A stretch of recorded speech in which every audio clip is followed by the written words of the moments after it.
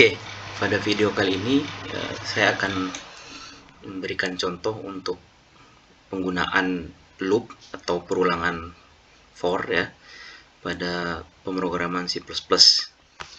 Jadi sebuah loop for itu digunakan untuk membuat sebuah perulangan atau mengeksekusi sebuah kode berulang-ulang hingga kondisinya tidak terpenuhi lagi.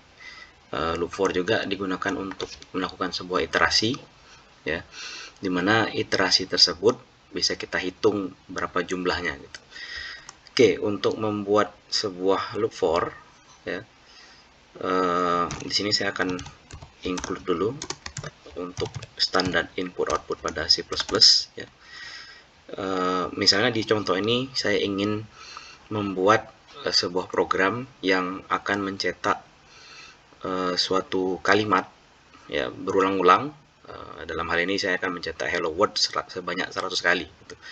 Tentu kalau kita tidak menggunakan pengulangan for, maka yang akan kita lakukan adalah mencetak atau menulis berulang-ulang pencetakan hello world sebanyak 100 kali.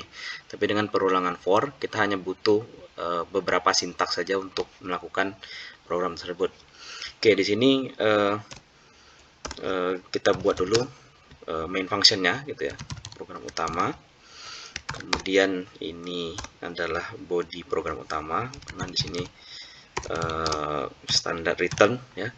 Oke, sebuah loop for itu mempunyai sintaks ya, dimana berikut adalah sintaksnya ya. Jadi loop for itu punya 3 parameter. Yang pertama adalah inisialisasi gitu ya, atau berapa berapa pengulangan tersebut mulai gitu ya.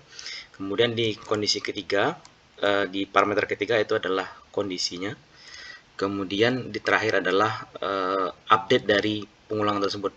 Jadi misal di dalam sini sebuah variabel i itu saya gunakan untuk melakukan pencacahan untuk menghitung berapa kali pengulangan for terjadi gitu ya. Jadi di sini sebuah variabel i dengan tipe data integer itu saya inisiasi menjadi 0, artinya perulangan for ini akan berulang mulai dari 0 gitu.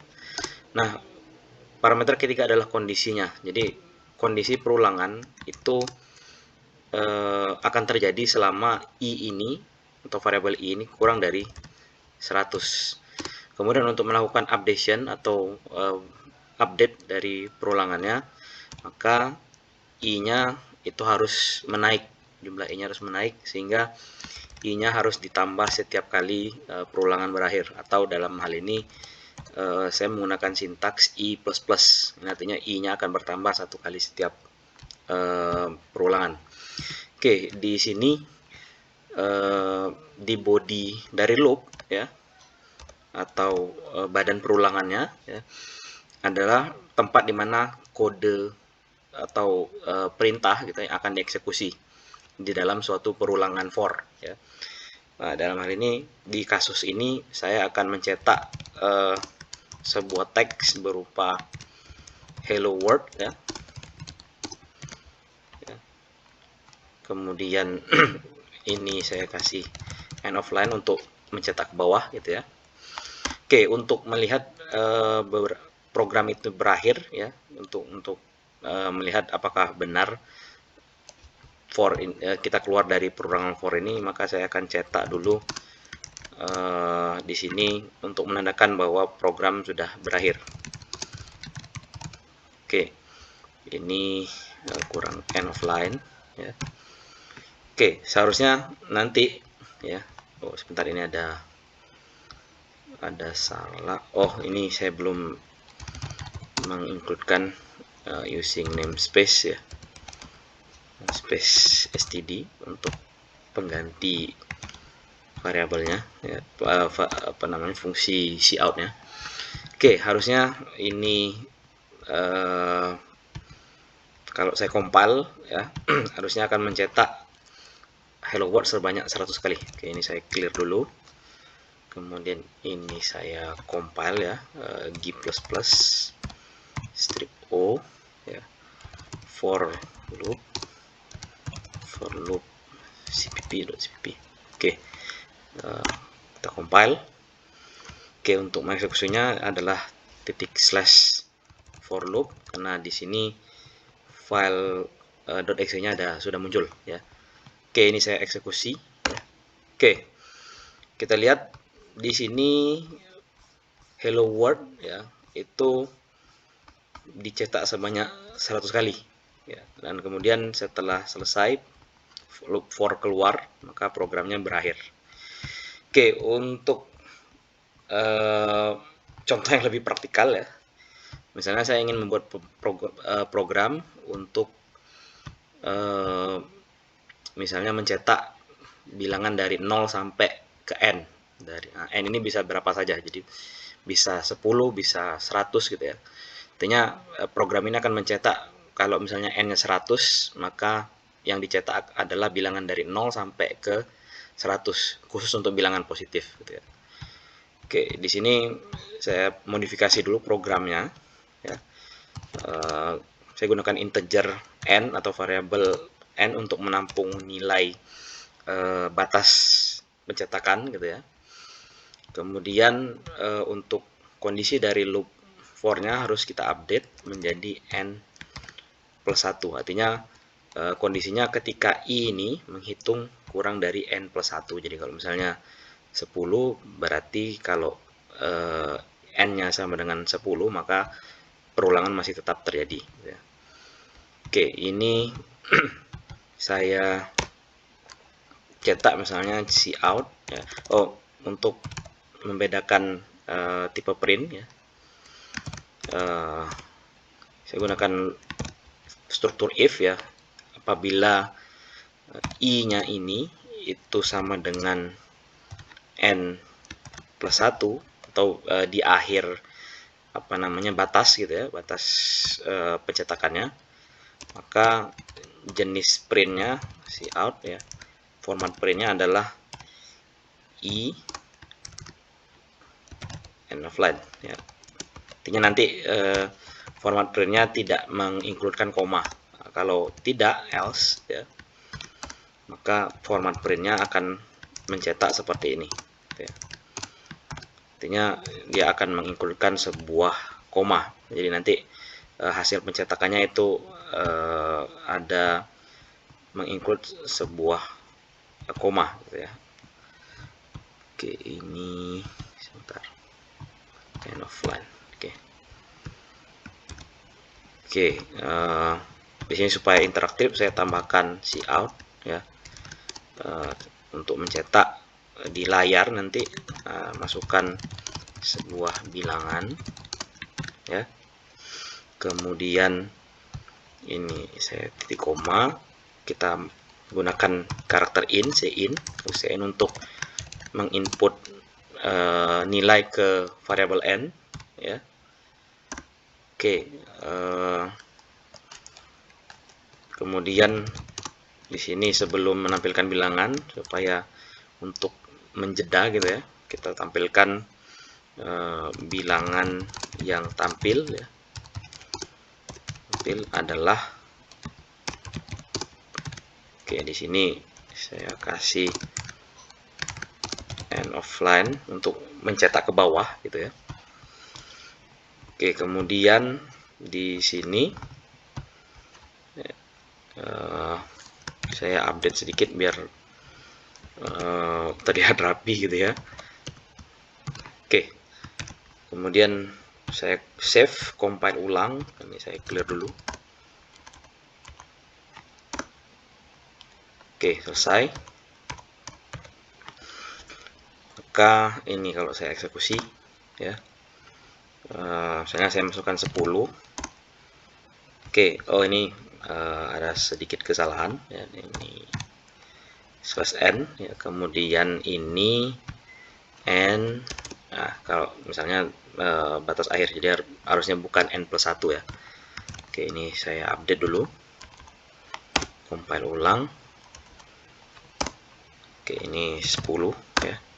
Oke, Nah, ini terlihat 0 dari 0 sampai 10. Kalau saya run lagi programnya, ya. Sana saya tambah dari ke 20 ya. Maka dia akan yang dicetak adalah 0 sampai 20. Oke, itu untuk loop for yang menaik ya. Artinya sebuah update dari loop for yang ini ya, itu bisa juga menurun. Jadi bisa menaik, bisa menurun. Nah, di contoh yang lain misalnya saya ingin membuat sebuah hitungan mundur atau countdown gitu ya. Maka n ini adalah batas atas untuk hitungannya. Jadi kalau misalnya n-nya sama dengan 100, hitungan dimulai dari 100. Kalau n-nya sama dengan 10, ya dimasukkan 10, maka hitungannya mulai dari 10. Maka ini harus saya update gitu ya. Ini hitungan ya. Kemudian ini countdown-nya ya. Artinya kondisi awalnya adalah ketika i itu sama dengan n. Artinya nanti nilai i akan diisi oleh nilai n gitu ya. Nah, untuk tanda ini, untuk tanda kondisi itu harus dibalik. Apabila i-nya itu lebih dari 0, artinya selama i-nya bukan 0, belum habis gitu ya, maka perulangan akan terus terjadi. Nah, untuk updation-nya karena kita mau kondisi i ini nanti sama dengan 0 ya, maka i ini harus kita kurangkan satu hitungan setiap loop, setiap perulangan gitu ya. Oke, ini kita hapus saja gitu ya. Ini kita hapus, kemudian ya di sini saya tambahkan teks ya, hitungan sama dengan ya, untuk melihat ya. Oke, ini harusnya sudah oke. Kita compile dulu. Kita compile. Kita eksekusi. Oke, ini saya masukkan 10 dulu ya. Oke, bisa dilihat di sini hitungannya itu sama dengan 10 ya. Oh, ini sebentar. I kurang dari sama dengan harusnya ya, supaya hitungan nolnya ikut juga.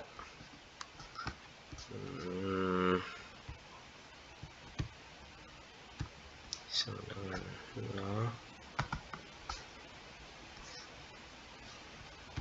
Oke, kita update dulu supaya nolnya diikutkan ya.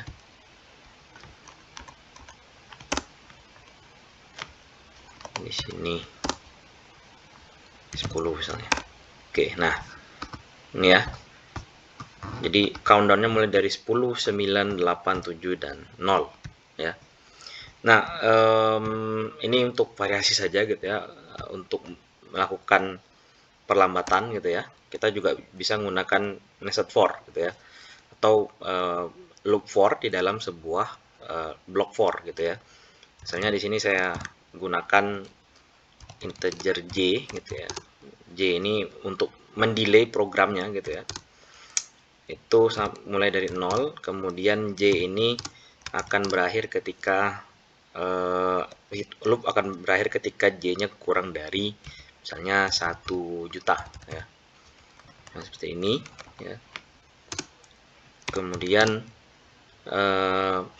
j-nya dilakukan hitungan ke atas. Nah, di dalam block for ini sengaja saya kosongkan ya. Artinya di dalam for ini dia tidak melakukan apapun gitu ya. Artinya nggak ada aktivitas yang dilakukan, atau kalian bisa menulisnya seperti ini ya. Artinya selama dia di dalam loop for ini, for yang kedua ini itu mendelay count yang atau hitungan yang ini ya, hitungan yang di bawah ini untuk jalan gitu ya. Oke, sekarang kita coba update code-nya dengan compile ulang. Oke, ini saya masukkan 10 saja gitu ya. Oke, ini masih terlalu cepat ya. Saya tambah dulu menjadi 10 juta. Kita lihat apakah ada perbedaan. Saya save dulu. Oke, ini saya tes lagi ya. Oke, terlihat ada sedikit perlambatan. Oke, ini saya coba tambahkan menjadi 100 juta ya di sini ya. 100 juta ya, 100 juta. Save lagi, kemudian kita compile lagi ya. Oke, ini saya tes lagi bilangan 10 ya. Oke, terlihat akan ada sedikit delay gitu ya, ada sedikit delay, lebih lambat daripada yang tadi gitu ya. Sekarang kita coba bilangan yang agak lebih besar gitu ya, misalnya 20 gitu ya. Oke, lihat terlihat delaynya agak sedikit lebih lambat daripada yang tadi gitu ya. Artinya loop for di sini itu fungsinya sebagai pendelay, jadi dia nggak melakukan apa-apa gitu ya. Hanya saja dia tetap menghitung apa namanya perulangan for ini gitu, perulangan for ketika i-nya kurang dari apa namanya ya kurang dari 100 juta gitu ya. Oke, sekian dulu ya video kali ini ya untuk syntax for ya. Terima kasih.